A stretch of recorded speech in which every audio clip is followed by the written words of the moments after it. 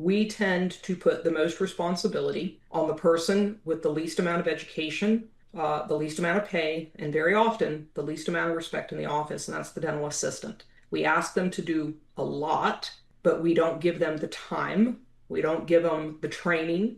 We don't often give them the pay or the respect that should come with that. So when things begin to pile up on them, they're not going to drop the things that the dentist is going to see. Supplies are going to be ordered, instruments are going to be sterilized, but waterline maintenance may not happen. Spore testing might not happen. You're listening to the Dr. Phil Klein Dental Podcast. I'm Dr. Phil Klein, and thanks for joining us. When we think about infection control in dentistry, we often focus on sterilization, personal protective equipment, and surface disinfection. But there's another area that's just as important, and sometimes doesn't get the attention it deserves: dental unit waterlines. For DSOs and multi-location practices, maintaining safe, compliant waterlines across every office can be a significant challenge. How do you ensure that protocols are being followed consistently? How do you create accountability across multiple teams and locations? And how can you simplify waterline management without adding more complexity to an already busy practice environment? To help answer those questions, I'm joined by Angela Simmons, founder of Simmons Safe and one of dentistry's leading experts in compliance and infection control. With more than 35 years of experience in the dental industry, Angela will share practical strategies for standardizing waterline protocols, reducing risk, improving compliance, and creating systems that can be successfully implemented across an entire organization. We'll also take a closer look at silver ion technology and discuss how it may offer a more effective and scalable approach to maintaining dental unit waterline safety. So if you're responsible for infection control in a DSO, group practice, or multi-location organization, this is a conversation you won't want to miss. Before we bring in our guest, I do want to say, what gets me excited about doing this show is that there are a lot of dental professionals that are enjoying our content, and that makes it all worth it. And for those that are, be sure to follow us on Apple Podcasts or Spotify, and even better, leave a review. By doing so, you're not only showing support for what we do here, but your reviews are instrumental in allowing us to expand our content to dental professionals here in the U.S. and across the world. So on behalf of our entire team, a heartfelt thank you to all of you. Angela, it's a pleasure to have you on the show. Bill, awesome to be here with you as well. Yeah, thank you very much for your contributions to Viva Learning. You did a great webinar recently that was released on April 29th, 2026. The Silver Lining, Simplifying DSO Dental Unit Waterline Workflow. And it was very, very well done. I watched it, and hats off to you for teaching in such a logical and easy way to understand the major points to this whole thing, which is it's not the water, it's the waterline, which you emphasized over and over again. Dental unit waterline safety has always been a very important issue. But now with DSOs and dental practice owners having offices in multiple locations, which is becoming more and more popular, it can be even more challenging to ensure water safety for our patients, especially if everyone's not on the same page with waterline protocol. So what are some of the biggest risks and operational challenges you see when different offices within the same organization manage their waterlines differently? Waterline safety's always been an issue. It's just that we didn't recognize it as one until very recently. In the scheme of things, 10 years is not a long time. So even though we had an outbreak in Georgia before the Anaheim outbreak in 2016, that's the one that kind of blew the lid off of everything. That's the ground zero for us. So that's one of the biggest issues in my mind, is that we've not been having this conversation for very long. And it takes a while for anything. I don't care what it is. It takes a while for anything to make its way through an industry, through organizations, for it to become an acceptable best practice. So I think that's number one. That's one of the issues that we have. As an industry, we have started to see more consolidation and the rise of the DSO. The larger the organization, the bigger the risk. There's no getting around that. DSOs, just by their very nature, their risk is going to grow exponentially as the organization itself grows. one of the things that I see with DSOs is that when they take new practices on, the management side already has some best practices. They already have a compliance framework that they likely want to follow, but they're hesitant to make big changes within those new practices or practices that are new to the DSO. And so part of the message then that unfortunately gets sent is that whatever we've been doing or not been doing for the last 10, 15, 20 years is what we're going to keep doing. I was just recently in New York for a DSO, and I was in one of their offices, and I think this was an issue there. This dentist had joined the DSO, and they had some expectations on surrounding compliance and risk management, but he was very unhappy that I was in his practice. I'm there for them. And so it was kind of eye-opening for me. I don't take offense that you can like me or not, it's okay, because I'm there for them. But it was eye-opening that he was very upset that I was in his practice and I was applying in the facility assessment, I was applying the DSO's standard. Here's all the areas that we need to evaluate, and you're either doing it or you're not doing it. And from his perspective, what he had been doing for 15 or 20 years was what he should be able to keep doing. So I think that is a big risk, and a big concern, and something that's hard for them to get their arms around. So it seems logical to me that in a big organization that owns multiple offices, if each office is doing their own thing regarding waterline safety, it could lead to all sorts of problems.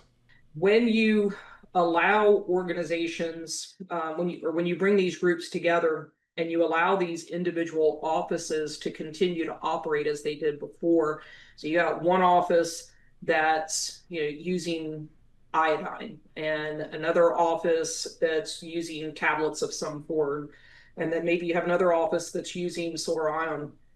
You can't get your arms around that. There's too many processes. So for them, from a corporate perspective, when they're going into offices, who's doing what and what are the steps that they're supposed to follow and when are they supposed to change these products out or add these products in. So it overcomplicates a process that should be very simple. It seems to me that the DSOs that own a bunch of these offices should have some centralized portal, some software portal online that allows individual offices to stay on the same page, document their infection control procedures, and that kind of thing. But I know that's probably not the case. I think one of the things dentists like about selling to DSOs, number one, they get some money off the table. Number two, they have some buying power, leveraging the multiple offices. But also they get to maintain their philosophy of practice. They get to do the dentistry that they were doing all through their career. When you go in there and evaluate them for something like waterline safety protocol, is that a mandate for them to fix what they're currently doing or update what they're currently doing so that the next time you go back, that's been rectified? Or is that something more like a suggestion where you are trying to encourage them to do better when it comes to waterline safety? Yeah, so when I go in to any office, and I have been doing facility assessments in dental practices for the better part of the last 2 decades, really. When I go in, I'm there for the practice or the DSO, but the practice at the end of the day. My job is to evaluate every area of risk, front door to back, and that includes water, and to let the office know what are you doing really, really well. There's always going to be good things. What are the things that we can maybe do better on? And what are the things that maybe we're not doing at all that pose the biggest risk? So that report that I create for them, the assessment that I conduct, any report, any recommendations is simply for them. There's no regulatory power behind that. And I always tell people I'm not the enforcer, right? I come in, I assess, I look, I give you recommendations so that hopefully you can make change to avoid the regulatory issues that might come from non-compliance. So But yes, I think that even with that understanding, it's still hard. If you've had a practice for 15 or 20 years and you have somebody coming in and evaluating what you're doing, I don't care who you are and I don't care how confident you are in yourself, you're probably going to feel some kind of a way about it. Yeah, but I mean, Um, when you get into these big DSOs or a dentist who owns multiple practices in different locations, there's risk and it's a big business. There's big money here. And yes. so the dentist who's doing the clinical work, who loves his practice, has to understand that he's part of a bigger operation now, and that's the way it's going to be. Now, do you go back typically after you make that first visit and see if anything's changed based on your soft recommendations? Yeah, I just had that, just actually having that conversation with a client right now about that because they had some issue where I had been in, made some recommendations. They had brought the hammer down, hey, we need to get these things fixed. And a year rolled around and I went back again and the same issues were present, and probably a few more. And so now the stance is for, on the part of the DSO, hey, Angela will be back on this day, or Angela will be coming back. Let me know when you're ready. So, something that I say a lot about compliance, and this is an issue for DSOs, and even if they have platforms that they're using, and some do, or they have SOPs, and some do, some don't. Trust but verify. I don't care how good the employee is. I think that employees want to do the right thing. I think they want to do well. They want to comply. But sometimes when we look at the busy nature of a dental practice and we look at how much gets piled onto, and you've probably heard me say this, I probably said it in the webinar. Um, we in this industry, we tend to put the most responsibility on the person with the least amount of education, the least amount of pay, and very often the least amount of respect in the office, and that's the dental assistant. We ask them to do a lot, but we don't give them the time. We don't give them the training. We don't often give them the pay or the respect that should come with that. So when things begin to pile up on them, they're not going to drop the things that the dentist is going to see. Supplies are going to be ordered, instruments are going to be sterilized, but waterline maintenance may not happen. Spore testing might not happen. Some of those things that aren't as obvious to the dentist on a day-to-day basis or when he's sitting chairside with a patient, some of those things are what's likely to give. And again, that increases risk for the DSO. And one of the things that I see going into offices is usually if I see a problem in one office, it probably exists in the rest of the offices as well. Very seldom do I go in and see an isolated problem here, and then I go to the next one and there's a different isolated problem, and then I go to another one and it's a different isolated problem. I might see a few variations in issues, and I might see an issue here that I don't necessarily see anywhere else, but there's usually themes that run through the practices. They're not doing dental unit waterline maintenance, or they're not spore testing, things like that. Now, let me ask you this. Would it make sense for a DSO type organization to have like an ICC, infection control coordinator, that kind of jumps around from one office to the other within that operation and continually supervises all of the major things that they're concerned about that could put them at risk, including waterline safety? And another part of that question is, should each office have somebody held to account like an ICC, where it's not just delegated to an assistant who, as you mentioned, has a lot of other responsibilities? It may not be very visible to the owner who's paying her salary about how hard she's working to keep up on waterline safety. That's right. Yeah. So I think yes. I think yes on all counts.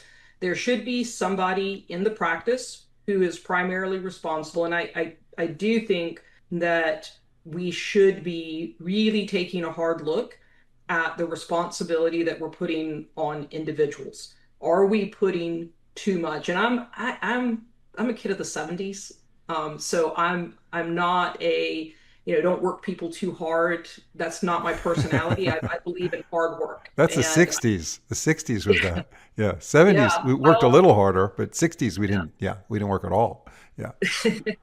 So I believe in hard work and honest work and doing the right thing.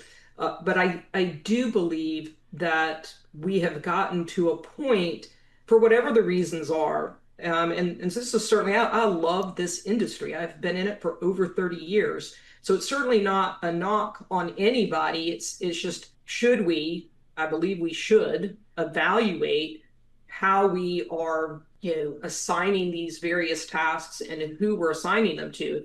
If you've got one assistant that is working chairside and then is responsible for sterilization and spore testing and documenting cycles of sterilization and checking the eye wash station and the AED and the medical emergency kit and the fire extinguishers and the OSHA manual and the SDS and dental unit waterline safety, we should probably evaluate if does that assistant have enough time in the day and ordering supplies?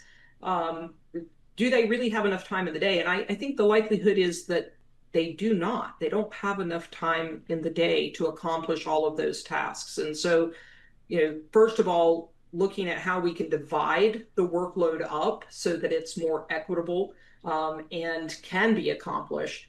And then making sure, again, we do such a good job at telling people what to do and how to do it. We don't do a great job sometimes at telling people why. If you tell me why something is important, I'm more likely to do it. Yeah. If No, you it's just totally me true. go and here's how I want you to do it, but I don't understand the importance behind it, which I think is a major issue with dental unit waterline safety. We have only been talking about it for 10 years. So as a dental assistant that's been working in this industry for 20 years or 30 years, why is dental unit waterline maintenance so important now? It wasn't important 10 years ago. So I think it's a valid concern and a valid statement that I hear sometimes from dental assistants in practices. And I take the time to explain why it's important. And that's why we do these podcasts. That's why we do webinars, because the only thing that will change what's happening here and the lack of understanding about how important dental unit waterline maintenance is, the only thing that will change that is education. Yeah. For those of us who are listening that don't know what happened in Georgia, can you tell us in a minute or so, because I have more questions I want to ask you, what was the event that precipitated such national attention to this waterline contamination story? So there's really three instances in Georgia, and 2015 was the first one, and I think 22 and 24. Don't quote me on those, but Anaheim was in the middle, right? 2016. And for people that have maybe never heard, so we have naturally occurring microorganisms in our water. I think most people probably kind of get that on some level. Some of the naturally occurring microorganisms, or the ones that we talk about the most, Legionella is present, Pseudomonas is present. It's very opportunistic in nature. And then non-tuberculosis mycobacterium, abscesses, is the one that is most associated with the soft tissue infections. And in each of these cases, what has happened is, unfortunately, pediatric patients are being impacted. And when we're seeing children who are hospitalized, who are having to undergo surgeries, IV antibiotics, they're losing permanent teeth, they're losing bone structure in their head, their face and head. They're losing hearing because of the long-term antibiotic use, IV antibiotic use. We need to sit up and take notice as an industry. And we should not, as an industry, I see this too often, and I know we do it in our lives as a general rule. Something will happen in Georgia or in California, and we'll look and say, well, I'm in Virginia, and it hadn't happened here, so Georgia's a long ways away.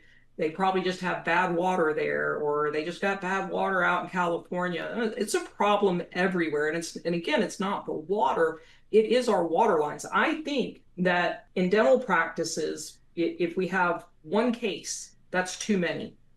And we should all sit up and take notice. We should all be asking the questions, what can we do to prevent that in my office? And it's not enough to say, and I see this so much with compliance, where something bad happens somewhere, and our industry or any industry will take notice for a couple of minutes, and then we get a little bit of time in between the event and where we're at currently, and all of a sudden we're like, yeah, I'm not going to spend the money on that. It's okay. I've never had a problem in my office, so I'm not going to worry about it. There's no doubt that our foremost priority is to keep the patient safe, and that is to maintain our water lines and keep it decontaminated, because these water lines in our dental units are narrow. They are a perfect scenario for stagnation and biofilm buildup. And eventually that biofilm breaks down into free-floating bacteria that can be absorbed by the body. The water coming in is potable by the county, I'm sure. And Yes. even the pipes that are coming into the building where the office is, the water's still acceptable. But once it gets into the dental unit, because of what I just mentioned, it's a whole different ballgame with the biofilm. So, we have to be super careful about this for the patients, but it also can destroy a dental practice, because there could be a disgruntled employee that reports poor safety practices to OSHA or the Department of Health or the state dental board. There's a lot of ways they can do this. Patients can do it if they're even aware, if they have a problem with the office. So you're leaving yourself vulnerable as a business. Of course, the patient is number one, but you're also leaving yourself vulnerable as a business. So how can multi-location dental organizations specifically develop a standardized waterline management strategy that is practical, that's scalable, and that's easy for every location to follow consistently? What's the best way to start this project? The first thing I would say about that is a standardized protocol is going to be a more affordable protocol. There's just simply no getting around that. Part of being in a DSO, I think you mentioned this earlier, part of being in a DSO is being able to leverage that purchasing power. So if one office is using product A and another office is using product B and yet another office is using product C, you can't leverage purchasing power. But when you go to a company like Solmedics, Stericyl Solmedics, and you say, we have 40 locations and 290 operatories. With across those 40 locations, we want to use Steristraw, silver ion technology. We want to use Steristraw. We want to use Citracil, and we want to use Fast Check 15. Now we've got purchasing power, and I actually did just see that in one of my client locations. They're a DSO with about 40 locations, and they switched their protocol. They had a decent protocol in place, but they switched their protocol, and because they switched to Stericyls, Steristraw, Citracil for their shock, and then Fast Check 15 for their testing, they brought their pricing down, their annual pricing, by about $40,000. And that's huge for an organization. You can say $40,000, that's maybe money that goes into training and education, or some salaries for those underpaid dental assistants. That's who I'd Well, no, advocate it's for. absolutely. I mean, if you're going to spend the money anyway, you might as well Yep, get some leverage out of it. But that's right. it's really important, I think, for a dental office to have support in this area from the company that's providing these products, because 100%. right, because there's reasons why you shouldn't be doing certain things with certain pieces of equipment, and there's always questions to be asked, why you're failing the test in one area, whatever it might be. Has protocol changed? It's nice to have the confidence of a company that does this for a living, that makes these products, to advise the office. I mean, they're not going to charge you for that advice. They're doing it as a customer service. So even if you had 5 offices, the fact that if you're getting it from one reputable company, that company is going to treat you very well, because there's 5 offices at stake.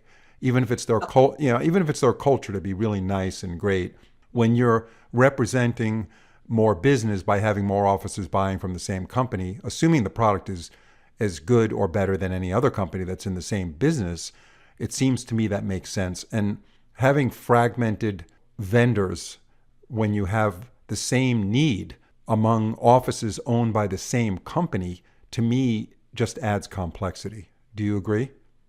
Yeah, I agree. So the the question that you asked that kind of led to this, right? What's, how can they standardize their protocols, and what's the benefit to that? So cost. But if you can bring down cost, but then you get your arms around it. Employees have one process that they have to learn, right? And so I think that is really, really important. And I see this a lot in dentistry on the whole, where I might work in an office in the Bronx on Monday, and I'm in Yonkers on Tuesday, and upper, West Side or whatever on Wednesday, and then back to the Bronx on another day. And when you standardize those protocols, it's easy for me to step into any one of the offices because it all looks the same. So there's going to be that ease for the employee. So you bring down cost on the product itself, but you're also going to bring down costs from an employee perspective, right? People and processes. It takes me less time to understand, get my arms around it, to be able to accomplish a task that no matter which office I go into, it's the same process. So I already know how to do it. I don't have to try to find, an SOP somewhere. I don't have to ask a bunch of questions or try to guess my way through a process, because we're doing the same thing in every single office. So that cost savings is more than just the dollars that we see when we sign the check to pay for the product, but it's the time commitment, right? The efficiency in the process, the training Yeah, that's involved. I was going to mention training. That it really Yeah. reduces the cost of training because the training is all similar because we're all doing the same protocol and we're all using the same products. We all have the same contraindications. Yeah, Yes. without a doubt. And you definitely want, as you said, you want a company that's going to provide you support. And Stericyl has that in spades. I mean, I have to say that in all of the years that I've been working in compliance, Stericyl does the support really, really well. I am impressed with that. One of the complaints that I've heard from clients, whether it's a single location, but especially DSOs, is it doesn't matter what product they're purchasing. If as a company, as a vendor, if you can't help them with the implementation and the support, then don't even knock on their door. Don't try to sell them a product that you won't support, and that you can't help them implement, because that's a lot of products and a lot of services get sold to DSOs that just die after the sale. So you might have this really awesome product that could really benefit the organization in whatever way, reducing risk. But if it's not implemented, it does nobody any No, no. good. All it, Why would it sit on the shelf and not be implemented? Just because there's a turnover in HR and people are not familiar with what this is all about, or maybe they have better experience with a different product, so they start ordering something different because they do have support from the newer company, and then they leave the old stuff on the shelf. what I see very often is we do a lot of price comparison in this industry. So I mean, even thinking about like disinfectant wipes. So I'll go into an office, and I just think about this from an SDS perspective. You have to have an SDS for all your chemicals. So I'll go in, and I believe, and it's what I have in policy, that they're using Capicide. And then I'll go in again, and they have Volo wipes. And I'm like, well, wait a minute, what happened to the Capicide? And, well, Volo wipes were on sale. Okay, so now we got to make sure we have the SDS. But so there's not this commitment or this loyalty to a product. And if you think about disinfectants, nobody's supporting them, right? We're just selling these products to them. So there's no reason for me to feel loyal if I can get Volo wipes, and I don't know that you can. So I'm not pitching it, but so if I can get Volo wipes, 10 cents cheaper a canister than I can for Capicide, then I'm going to buy that. And so I do think for vendors, if there's vendors listening to this, you need to support your products, you need to support your clients. And when we think about waterline safety, again, I think this is what Stericyl has in spades. selling the straws, 1 year straw. Silver ion technology, one of the most stable products on the market, delivers the antimicrobial very effectively in a very metered way for a year. So they don't have to think about that. It's a kind of a set it and forget it. Sell them the Citrasil. Make sure they understand how to use the Citrasil. I know they're doing that. It's compatible with the straw. I don't have to remove the straw. 6 ounces of warm water, Citrasil tablets, swirl, pull it into my lines, let it sit overnight, come back and flush it with fresh water the next day. And then the Fast Check 15, making sure that they have the product, they have enough of your product, and they know how to use your product. And those are the things, that's where you build loyalty, in my opinion. That's where you're going to build loyalty with the client. Somebody else can come in and say, I'll sell you this product, 50 cents cheaper, but when you know that this vendor is taking care of me, this company is taking care of me, they have helped us to implement this product, they're making sure that the product's on our shelves, they have training and education, they have SOPs for us if we don't have them. That you can't replace So that. that company can actually help multi practice organizations in different locations standardize their SOP. They can help with standardizing the SOPs. They do have a platform, which I really like. So the organization can track when they install their straws. They can track their testing of their water. They can get SOPs, frameworks for SOPs. They can also get training and education, and that's one of the things that I really like about Stericyl is the training and Yeah, I mean education. that is a very big thing with all the risk involved with the litigious aspect of this. Because Yes. if you get sued and you don't have any documentation, not only documentation of what you've done on a regular basis for decontaminating your water lines, but I'm talking about documentation of training. That is really, really critical. So before we wrap it up, Angela, I want to ask you, you prefer silver ion straws over iodine straws. And you mentioned that in your webinar. Tell us why that is. So I think there's a couple of issues, and so the first thing I want to say is, there's a lot of products out there, and they all work on some level.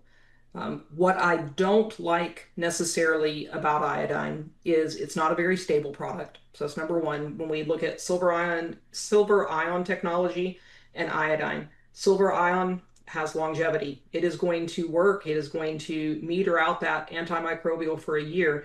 Unfortunately, with the iodine right now, the way it's designed, you can have something called the teabag effect. Temperature in the water, chemicals in the water, solvents in the water can cause the majority of that chemical to elute or have that teabag effect where it pushes out of the straw. And so now, where you thought you had a 6 month straw, you only have straw that worked for a month, and you have 5 months where it didn't work. And there's no way to look at it and say, oh, wow, we lost all the iodine in the straw. You have that teabag effect and you just don't know it. So, there's that issue. Taste and odor can be a problem. Iodine just doesn't smell good and it doesn't taste good. With silver ion, there's no taste. Iodine is not equipment friendly. It causes oxidization. So you're going to end up, or you can end up with corrosion inside of your lines. We know that's not going to happen with the silver ion. And then all of those things are bad in my mind, but probably one of the bigger concerns that I have from a compliance perspective is the number of steps. It's not a low maintenance product. So employees, if I'm already taxed, and we've talked about this as an employee, I've got all of these things I have to do every day, and then I have to do dental unit waterline maintenance, and maybe we're testing. And so I've got to, I'm going to do my test, and hopefully they're going to test before they shock. But I got to do my test, and then I'm going to shock after the test. But I have to take the straw out. Iodine straws have to come out, so that's an extra step. I've got to figure out whatever product I'm going to use because there's no compatibility there. Run the shock. They'll put a pickup straw on, run the shock, go through the whole process there of flushing, and then they'll have to put the straw back in. So all of these little steps along the way add time, and they add complexity, and they add a greater risk that somebody's going to forget a step. And I've seen it. People have, completely forgotten, and, God forbid that they're using bleach as their shock. Sadly, please don't use bleach as a shock. There's no IFU for it, right? But I've seen that, and if they forget and they run that bleach or any shock through their straw, they'll completely destroy that iodine straw. You run Citrussil through the Stericyl straw, it's compatible. So I've reduced my steps, and I've reduced the complexity of that process, and all of that. I mean, just that's cost, human cost. When you think about that, it's really reducing the time. So It's pretty tempting to look at two products that are similar and pick the cheaper one because you're going to save money, obviously, or you get it on sale. Number one, the product may not be as good and you're not going to get the results. Number two, like you mentioned, your HR costs are going to go up. You're going to end up spending more time servicing that product when that person who's doing that could be doing something else that's more efficient and more beneficial to the practice. yeah, give them an opportunity. When we're looking at a product and considering buying the cheaper product, think about the amount of time that it takes, and give your employees the best opportunity to comply. Give them the best opportunity to do what's right and what's necessary. And when we buy a product because it's cheaper, but it has 10 more steps, then you're already starting at a deficit, and already probably a given there that the employee's not going to have enough time to comply, to do what's right. And so that may be one of those tasks that gets dropped. Now we've increased risk again. Yeah. And that employee could be doing something else that's really valuable for the practice. Very valuable. So that's what it's all about. Agreed. Angela, it's been wonderful talking to you. You obviously know so much about this topic. You've been doing it a while. And Angela is the founder of Simmons Safe. Is there a website where people could get more information about you? Yep. SimmonsSafe.io. Okay, and Simmons is spelled Simmons, SAFE That's right. .io. Excellent. Well, I hope to have you on again, Angela, and I really hope that the dental community as a whole realizes the significance of maintaining their waterline, because this is certainly a very, very important issue for our kiddos, for our older patients, patients that are immune suppressed, and everybody else in between. And we have to be on top of it. We really do, because that's the best way to do it, is through prevention. Thank you so much and have a great evening. Thanks, Phil.